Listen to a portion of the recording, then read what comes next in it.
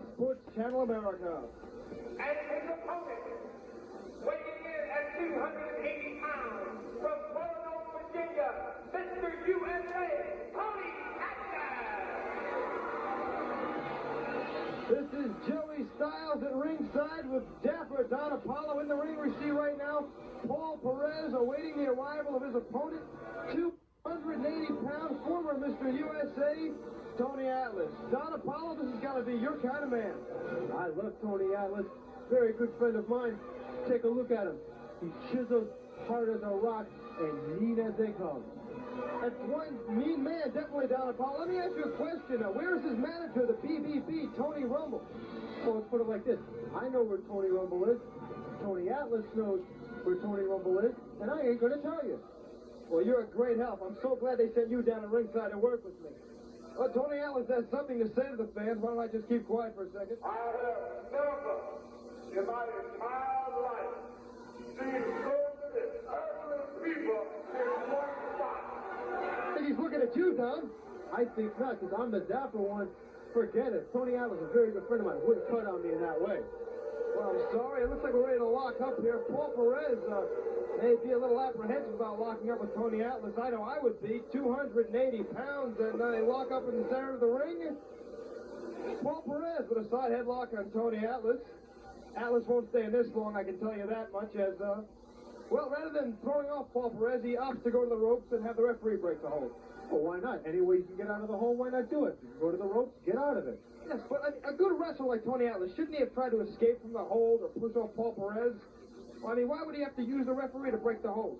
Don't worry about it. Look, nice arm bar there by Perez.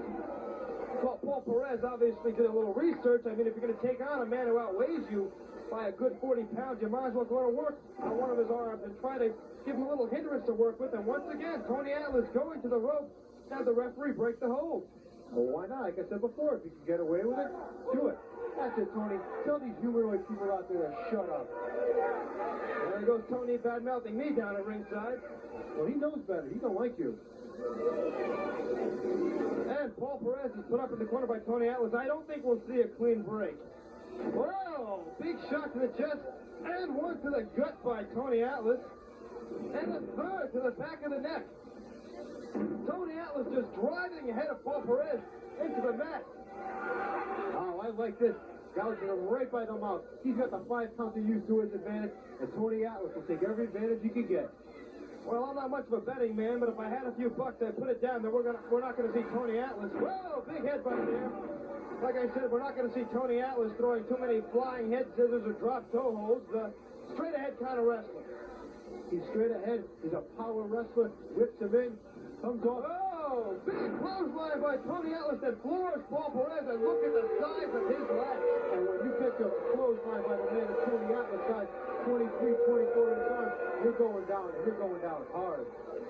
I think some of these fans actually like Tony Atlas. Look, they're throwing up their fingers. That goofball in the back on with the black jacket on. Atlas, you go out there and smack him in the head. Well, he wouldn't want to do that. And then Tony Atlas, rubbing his foot, raking the ear of Paul Perez. There's no call for that, no call whatsoever. He was cleaning the bottom of his ring shoes off on Perez's head. Oh, I'm sorry. Oh, slams that at Perez to the turnbuckle.